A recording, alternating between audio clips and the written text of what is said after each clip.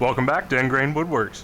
I'm Nick, and today we're going to use our Yora Home Silverback 6060 CNC router to cut out our plant stands that we created in part 1 of this video. We're going to cut our plant stand out of this beautiful walnut, and we're going to use the blue tape and CA glue method to secure it to our bed. So stay tuned.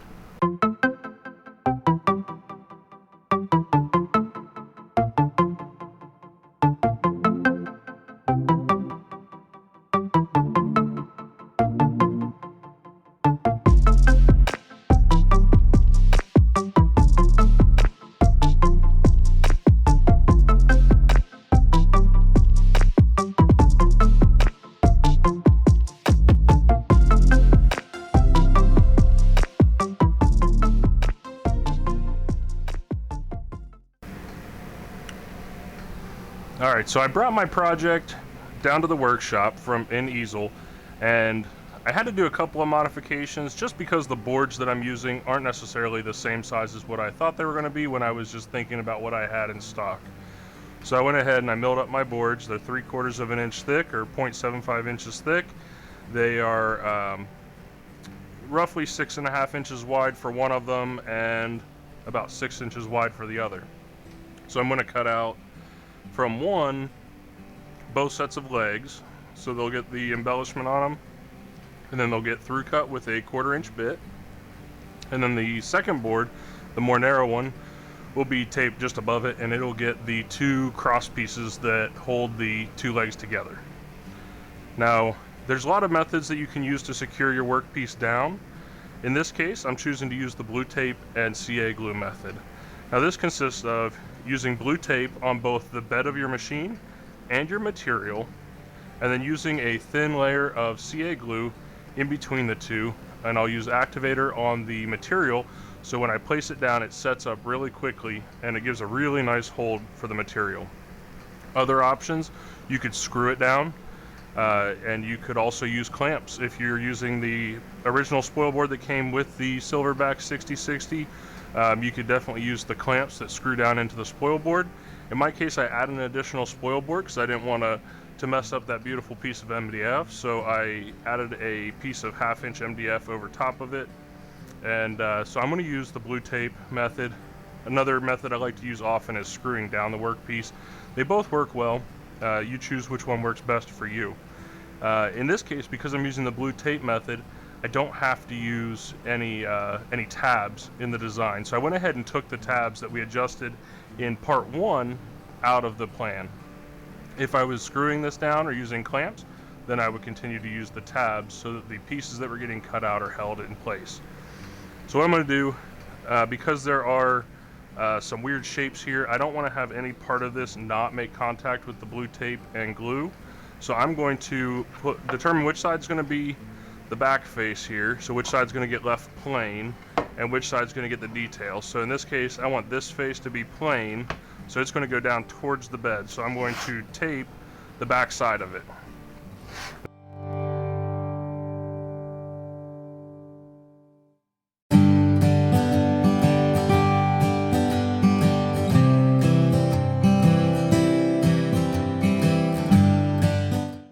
So there it is, just simply completely covered, and we're going to do the same for the bed now. So one of my favorite ways to do this is set the material on. Oh, gotta find my pencil. Of course, it's in a workshop, so I never have a pencil handy. I'm going to take my pencil, and I'm just going to kind of lightly mark where the front and back edge are. Now, it's just a faint line. All it's going to do is give me an idea of where I can run my tape between, so I'm not wasting tape.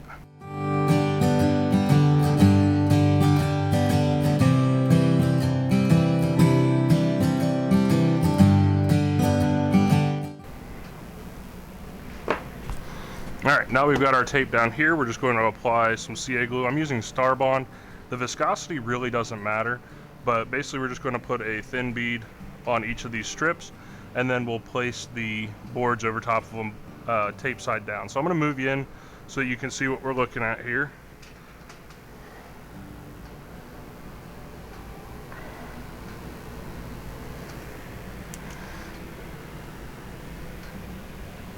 Make sure I actually opened it. Now this one's the thin, so it's like water. I don't want to accidentally put too much. If you are looking to buy, I suggest the medium thickness. It tends to be the best. This thin, just, I mean, it's like water. So really, it holds well, but it's not fun to work with, because it just comes out of here like spilling water out of a cup.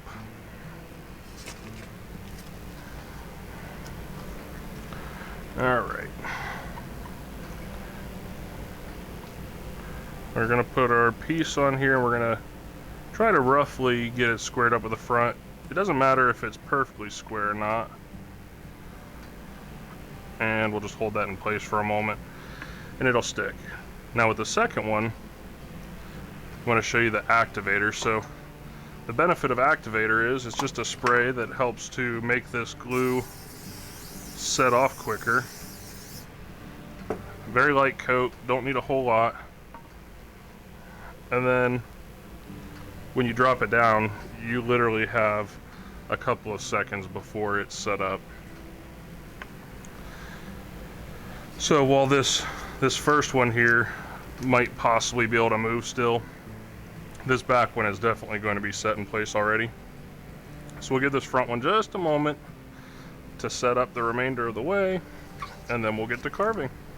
All right, now that that's set, we're going to come back into easel, and we're going to get our machine ready to carve. So first we're going to carve the pattern onto these before cutting them out.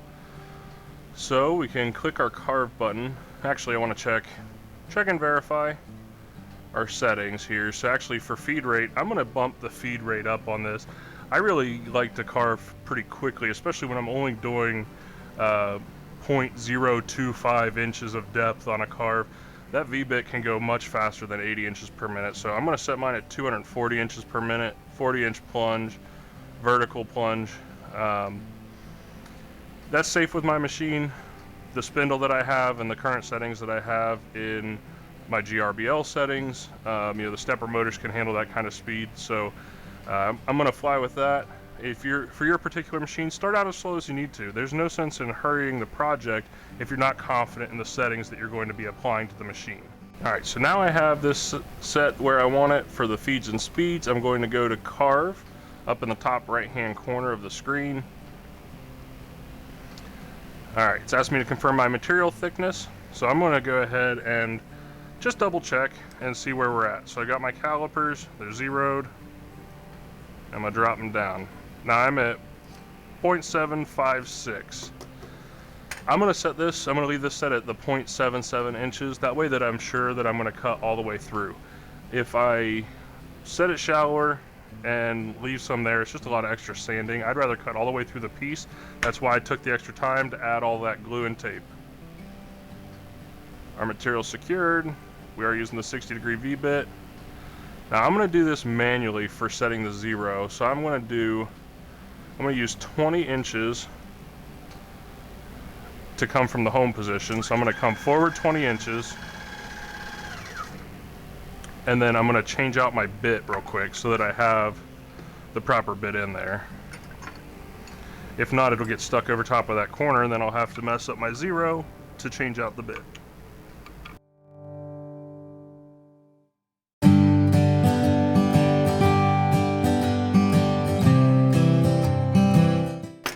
Alright, we've got that bit set in there. Now, I'm going to use the Sweepy dust boot from Carbide. I'm just waiting on my Home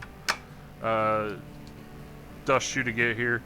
This is just one that I had extra that I was using on another machine, so I'm going to use it on this one until the Home one comes in.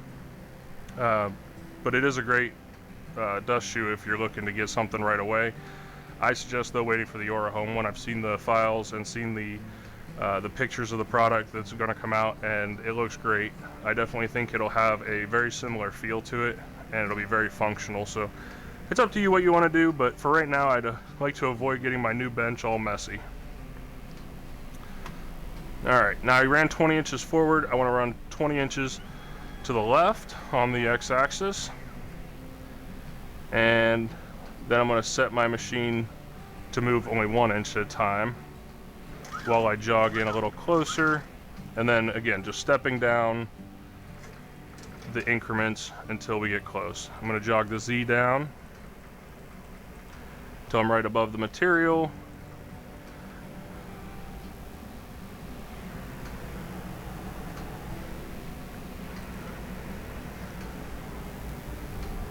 Gotta go over one more.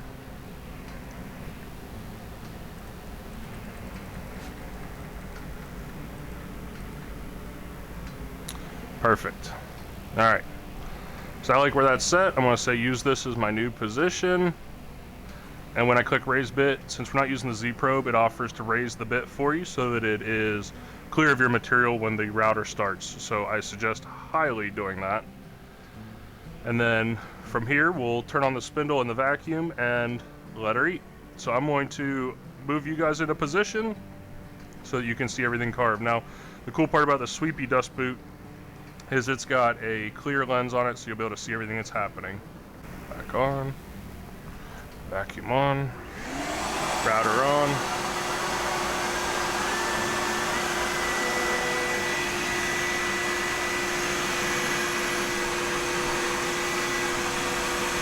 And away we go.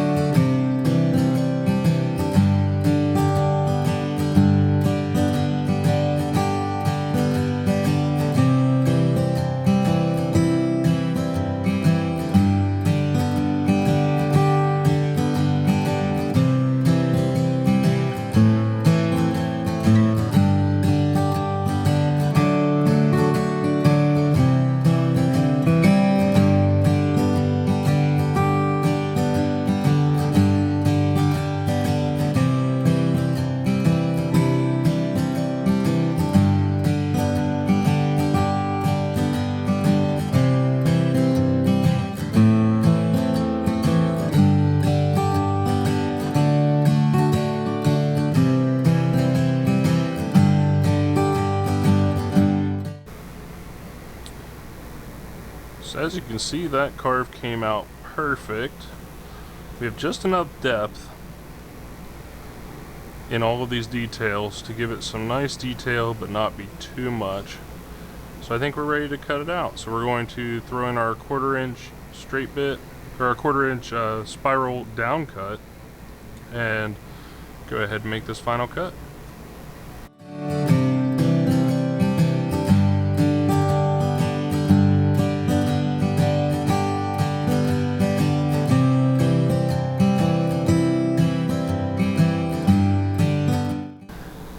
And we'll get ready to go here. So I'm going to walk through the easel settings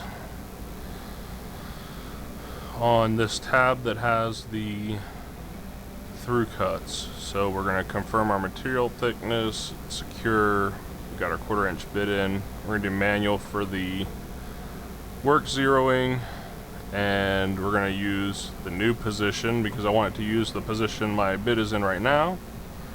I'll raise the bit, start my spindle,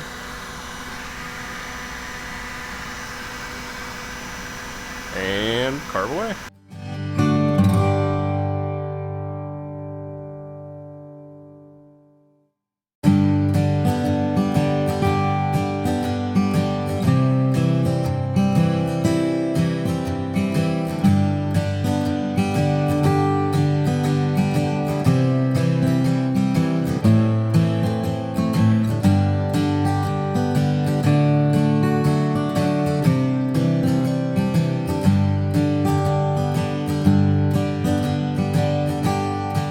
Alright, so thanks for sticking through with me through this carve. The pieces turned out great. I'm going to give one last tip before I go, and then I'll show you some after pictures once I get this all assembled and ready to go. Basically, I go and I buy these little steel bristled brushes from any place like Harbor Freight or Tractor Supply, and they're just little parts cleaning brushes, but they work really good for getting into the small grooves that were carved by, especially the 60-degree bit, stuff that you'll never be able to sand out of here. It does a great job at cleaning out those edges and cleaning off any of these little burrs. Once you do that, you can hit it with your sander and you're good to go. So again, thank you for joining me for this carve. I hope you enjoyed it. I hope it was educational for you.